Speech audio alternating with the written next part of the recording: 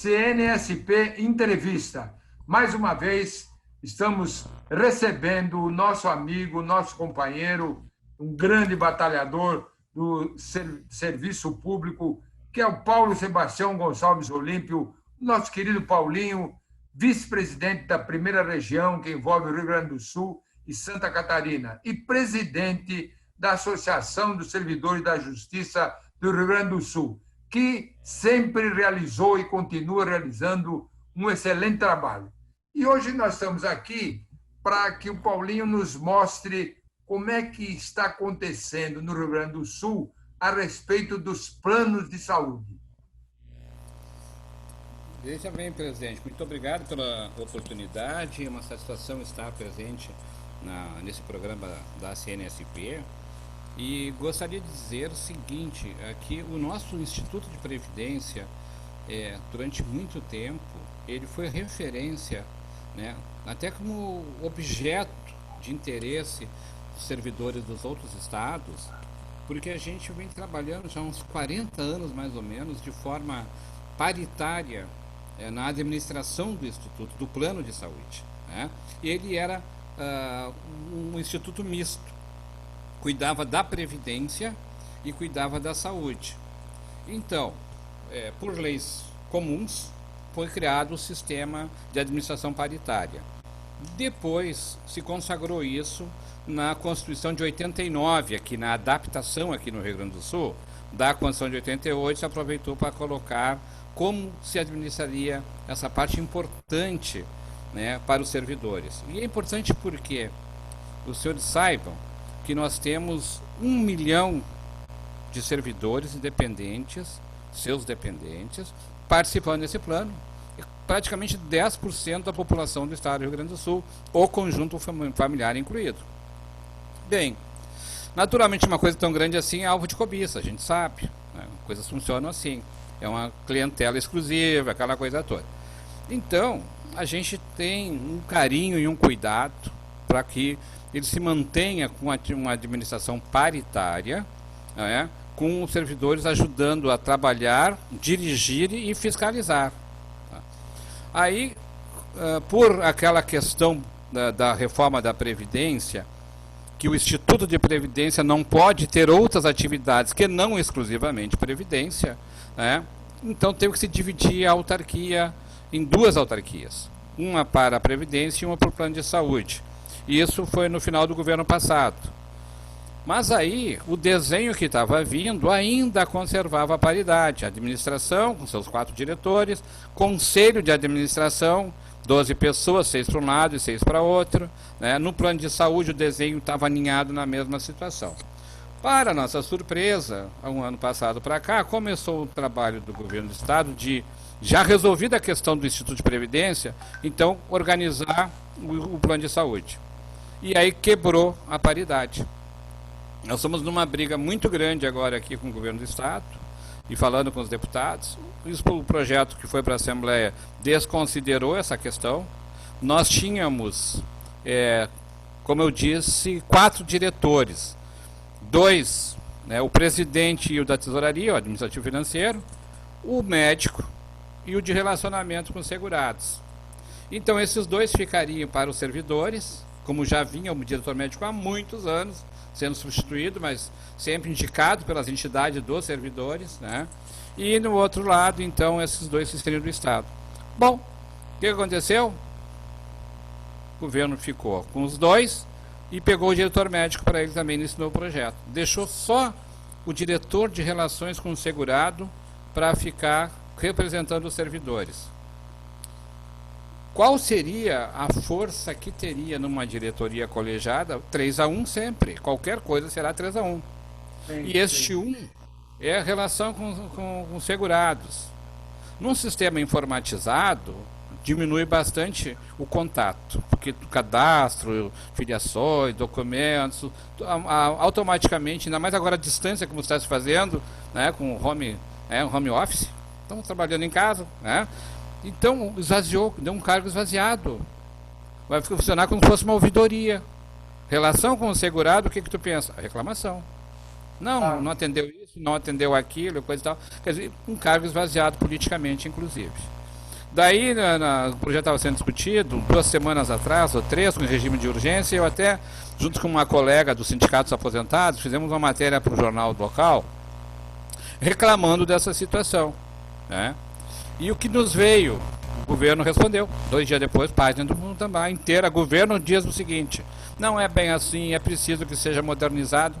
O que é modernizar? 3-1 é modernizar? Modernizar é como estava antes, uma coisa democrática e paritária. E com qualidade, porque não quebrou. O diretor médico, que seria o segundo caso, né, que ficaria com servidores, ele tinha uma peculiaridade, presidente. Além de ser indicado, nós conseguimos, há uns 10 anos atrás, mais ou menos, construir que tivesse assessoria especializada. E um dos assessores que ficou auxiliando o nosso diretor médico, um funcionário, inclusive do executivo da Secretaria da Fazenda, que não é do Instituto, foi cedido para lá. Excelente profissional, dedicado. E quando eu estou fazendo aqui uma homenagem para ele, presidente. Por quê? Ele terminou a faculdade, depois que terminou, ele resolveu fazer um trabalho de conclusão, uma pós-graduação, né, pediu licença para as autoridades para estudar o Instituto como trabalho de conclusão. E fez excelente tese, passou e tudo. Depois ele foi deslocado para o Instituto para aplicar as teses que ele havia formulado, auxiliando o funcionamento do Instituto. Ele ficou dedicando a vida dele mais de 10 anos ao Instituto. Criou uma série de controles para que evitasse abusos, que evitasse excessos de gasto. Vou fazer uma brincadeira aqui. Gesso em cesariana não existe. Não pode ter gesso em cesariana. Só se derrubar a parturiente da mesa. Então as contas vinham com coisas que, entendeu? Por enganos. As contas vinham com enganos. Então ele criou um sistema matricial que, se uma coisa saía fora do limite de curso, subia assim e apontava, e aí vamos ver o erro qual foi. Sempre pensando, né, com carinho de que não era intencional, né? Vamos pensar assim. Então, presidente, ele dedicou a sua vida nisso. E ele faleceu em trabalho cuidando disso, esse nosso colega. Faleceu em trabalho cuidando disso. No governo anterior, quando o governo preparou uma alteração desse sistema todo, preparou 7 projetos, ele levou para casa para estudar os 7 projetos, no outro dia teve um infarto e se foi. Tal a preocupação e a dedicação, e eu tenho falado isto para mostrar assim, o servidor público se dedica sim. Não é uma pessoa que deixa o paletó na cadeira e vai embora. E eu faço essa minha homenagem para esse colega, né? Então, presidente, nós estamos agora nesta fase tentando ver se a gente reverte essa quebra da paridade. Quer dizer, nós já estivemos melhor, pioramos, queremos voltar para essa posição anterior. E as entidades estão lutando, né? O Instituto, ele sofre muitos ataques, porque como ele é bom, como ele funciona, o plano, outras categorias querem entrar, outras particulares. Vou dar um exemplo, os advogados. Os advogados querem entrar no plano de saúde de servidores. Agora, se tu tem 100 mil advogados no estado, tu já tem, olha só, tu tem 1 milhão de pessoas no plano. Tu vai botar 100 mil de soco, vai ser um problema, né? Então, essa é a nossa preocupação, né? É mais uma daquelas lutas que está se travando aqui no Rio Grande do Sul. O plano tem dificuldades, tem deficiências para atender tudo. Nenhum plano de saúde atende na plenitude, né? Não vamos citar nomes nenhum aqui no ar, mas todos os planos têm as suas demandas, seus excessos, né? As dificuldades próprias de época. Agora, com a pandemia dessa, vai dar problema e reflexo lá na frente. Por quê? Vai repassar para as mensalidades depois dessa carregação de custos que houve agora aqui, de forma anômala, atípica, não tinha previsão para isso. Né? Os planos vão ressentir, vão repassar o ano que vem na hora do ajuste normal. A ANS aí, quando aplicar, vai vir alto. Né? E aí o plano dos servidores, por outro lado, ele como tem uma parte do servidor e uma parte de abono saúde do patrão, ele está se mantendo com perdas, ele tem atrasos, mas ainda está administrável.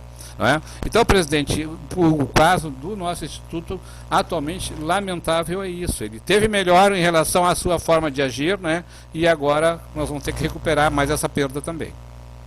Eu acho que essa luta é importante, eu acho que é fundamental, porque o problema de saúde é um problema prioritaríssimo, né, para cada um de nós, os servidores em particular.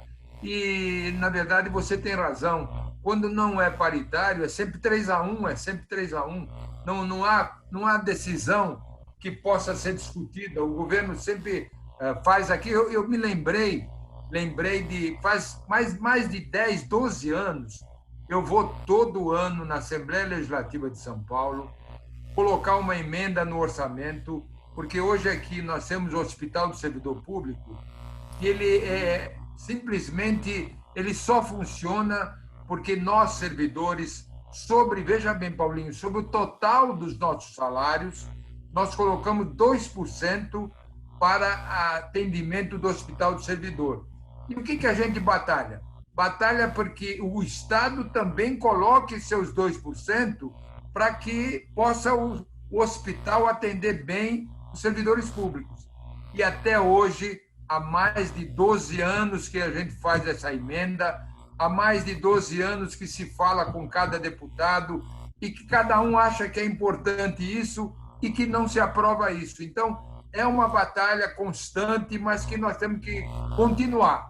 Você no Rio Grande do Sul, que você colocou muito bem, e nós aqui em São Paulo, como também nos outros estados, temos que preservar a saúde do servidor público. É importante demais. Então, deixa eu lhe dizer, presidente, aqui no Rio Grande do Sul, acho que uns 10 anos, antes a gente recolhia 5,4 para o plano de pensão das viúvas e 3,6 para a saúde. Eram 9%. Bem, com uma negociação que foi feita, né, o governo colocou assim, não, a questão da Previdência nós vamos descolar uma da outra, vai ter um índice próprio, fica para o lado.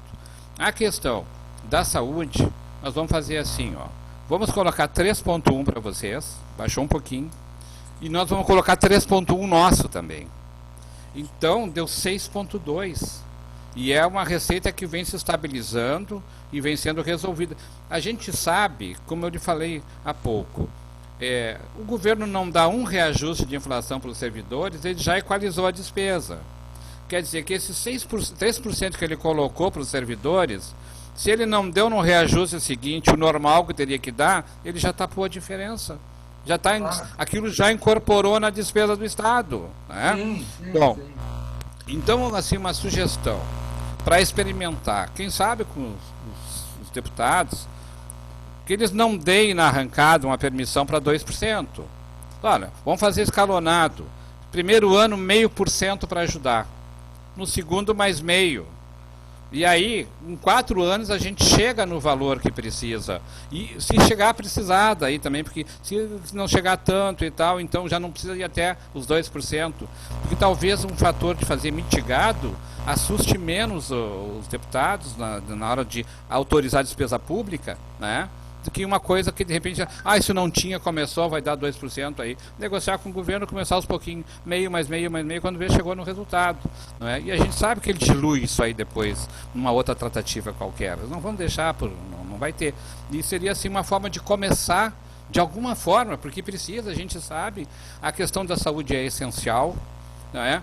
A família, no nosso caso, o funcionário estando atendido, com um plano, ele não precisa perder dias de trabalho para atender a sua família correndo para um lado e para outro, porque ele já tem uma organização certa, tem a associação dele, tem o hospital dele, não é? Então o próprio retorno para o Estado também tem, que é pior tu não ter o atendimento e sair procurando, né? Trocando de lugar e às vezes tendo que fazer consultas particulares, numa época que não se tem dinheiro, como é que vai fazer? Né? Postergando e criando mais problemas de novo. É uma roda isso. Né? Então me parece que é uma ideia, presidente, assim, e eu acho que aqui a nossa tentativa vai ser tentar voltar ao patamar que já estivemos. Né? Tem discussões judiciais em andamento, né, sobre essas questões todas aí, ações, enfim, nós vamos trabalhar para fazer voltar.